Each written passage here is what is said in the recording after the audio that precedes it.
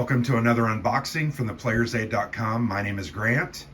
Today I'm unboxing a very interesting looking game. It's a naval combat game called Under the Southern Cross. Let me pull this up here. Under the Southern Cross, South American Naval Battles in the Age of Sail, 1811 to 1841.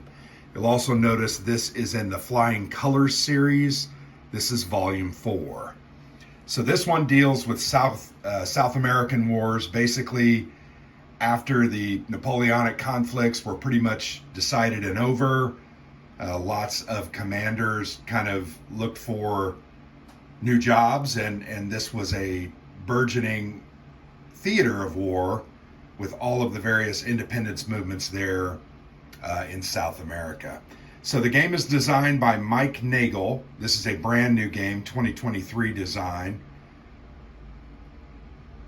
Oh, I'm sorry. Game system design is Mike Nagel. Sorry about that. This volume is designed by Steve Paul, with the developer being Chris Volk. So kind of cool. Make sure that's clear. Really nice looking spine. Really enjoy these different countries' flags. And please don't ask me which are which. But yeah, really nice looking package. The box back, pretty nice. Really like how they have the South American continent kind of mixed there in the name itself. Great looking counters. Simple. I do like the ships. They're simple, but I like how they're longer. It's gonna be fun. We've played several naval combat games, and they're always a good time. And I look forward to see how this plays out as well. So volume 4, Serpents of the Seas is another one.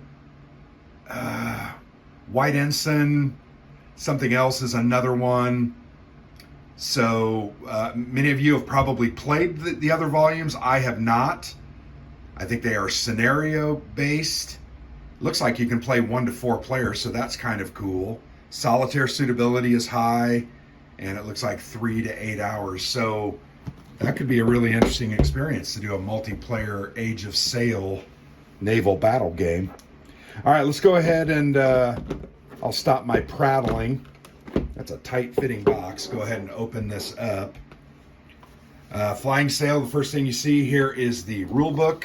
Pretty standard GMT rulebook. 24 pages. Like that they have an index on the back. I feel like not enough games do an index, and I'm not exactly sure why. You know, if I know, I want to look into broadsides. Where's broadsides? Right here, 3.7.4. That's great. I even prefer page numbers, but that is at least something. Yeah, so it looks like a lot of information here, not a lot of pictures. You're seeing a lot of rules. There's some optional rules, but a lot of text is what I meant to say. Melee combat after ships have activated. Melee may take place between ships that are grappled. Ooh, that's always fun. Boarding, right? Here you have a couple of different types of fire. Obviously, this is from cannon fire, but different. Looks like different nationalities get different bonuses, so that should be fun. There's a fire counter. How cool is that? Here's a look at an example of line of sight, firing on a target. Yeah, pretty standard rule book. Lots of text, not a lot of pictures, which is a bit surprising. But as the 4th volume in a series, most people that are going to buy this are going to know the rules and not have an issue with it. Then we have a huge playbook. So this is where all your I think your scenarios are going to be found. Yep, they're listed right here on the front. So there you have 1, 2, 3, 4, 5, 6, 10, 11. 11 scenarios, with that final one being the campaign of 1841. I don't know if that's a string of scenarios or if it's just one large one. Ship Gazetteer, that's going to be kind of interesting. So you're going to learn about these ships as well.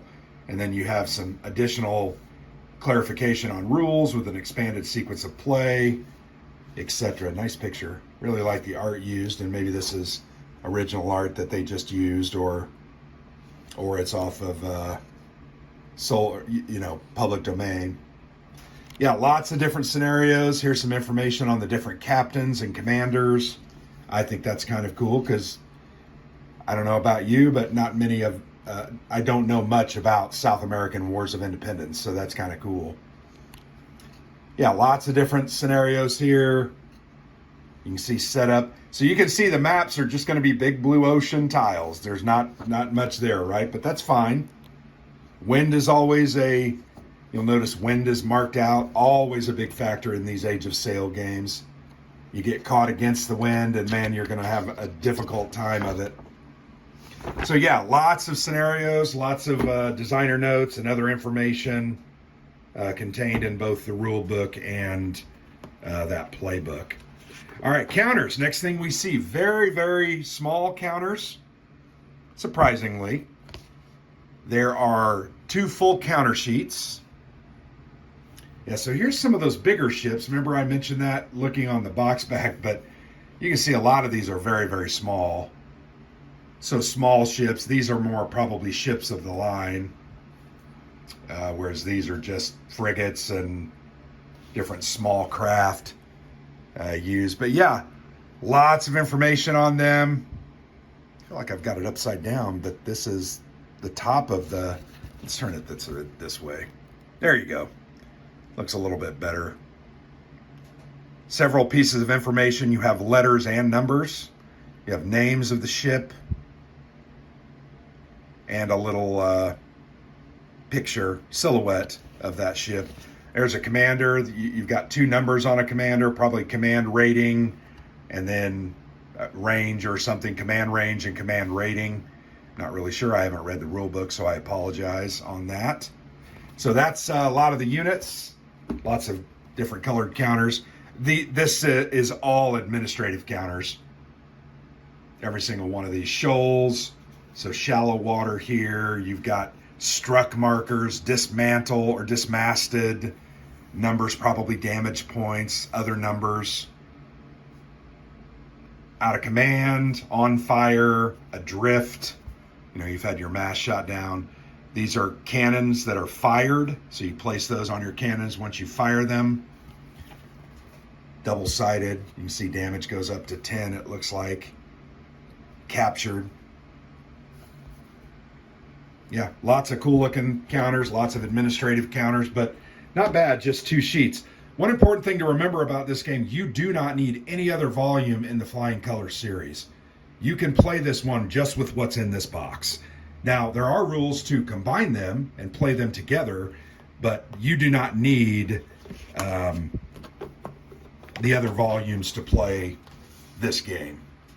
Couple of player aid cards. This one says player aid card number 1. This one says number 2, and they definitely have different information on them.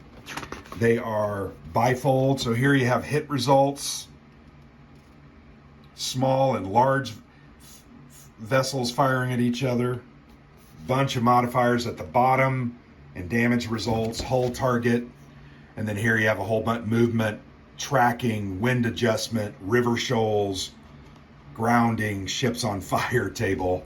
Always fun when you have a ships on fire table. This player aid card number 2 is double-sided, but it is not a bifold. Things like collision, evasion, grappling, remember that melee, break-off table, disengagement, strike table, and then on the back, a whole bunch of other various and sundry things, wind force change, wind adjustment. So good, they have good, don't know if they're good player aids, but they have player aids. This is a sequence of play, so you can lay this out. It's double-sided. Not sure if some of the scenarios are different. Yeah, it looks pretty much similar. Yeah, that's kind of odd. Maybe they should have just made 2 of them. That way you had the full sequence of play. But this is a turn track as well. It shows wind direction and weather. Obviously a big part of any naval game is wind and weather. So yeah, you've got the full sequence of play. That's good. Very handy. Let's look at the maps. There's several of them. And once again, nothing real exciting here, so I'm just going to open one of them. All they are is just blue ocean maps, right? Nothing you're going to write home to mom about, but they do the job, right? It's blue. There are different kinds of blue, light blue, darker blue, mid-level blue. There are big letters shown. Those are probably where you set units up. There's an ordinal direction up there. Yeah, so pretty standard stuff. In fact, these maps almost look identical except for the space or differentiation of where the letters are found. So here you've got a this is another map. So let's go ahead and open this one up. This one looks maybe to be a little more exciting. Okay, so this is like all the charts you need to play the game. Let me be careful with that. Charts that you need to play the game and a smaller map. I don't know if this is a tactical, it's just a smaller map. But yeah, you can see all those, everything that's on these play aids, you know, especially the dual fold out one, hit results table, it's all right here on this part. So maybe you'll put this over to the side as you play the game. All these tables that I read through on these play aid charts, all set up or all have the same thing. This says Flying Colors Dual, so not sure if that's a mode or an option, but interesting to see. You have a 10-sided die, and then you have a pack of cards. Let me go ahead and, I love a war game that has cards. I actually really enjoy cards. Lots of people don't enjoy cards, but I do. I think they add some randomness and a little bit of differentiation from game to game. So you have several different types of cards. These red ones are maneuver cards.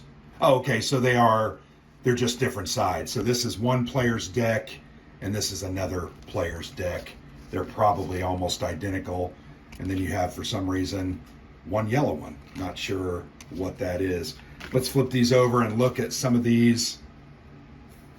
Looks like it's going to give you a command effect rating, speed, tracking, wear, and firing, and then kind of gives you a little bit of an event. These have almost what looks like ops in the upper left-hand corner. Actually, they're almost just numbered cards. Maybe they're just numbered. But yeah, lots of different types of cards there. But it looks like basically both decks have the same amount of cards, and it looks like, let's see if they're exactly the same. They are. So this one is to rule the waves. This card is exactly identical. There's no difference there. Slight difference maybe, but no, there's no difference. They're the same. So important to recognize that. You're playing with the same deck, so you've got to be aware of that and understand that your enemy has almost the same capabilities as you, and there's nothing wrong with that either. So there you have it. Under the Southern Cross, South American naval battles in the Age of Sail, 1811 to 1841. Definitely an interesting looking topic, an interesting looking game. We enjoy these tactical Age of Sail games. We've only played a couple, but have had fun with them. So this is one we would like to give a try. So thanks for watching, guys. I appreciate it. I've been Grant for the Player's Aid.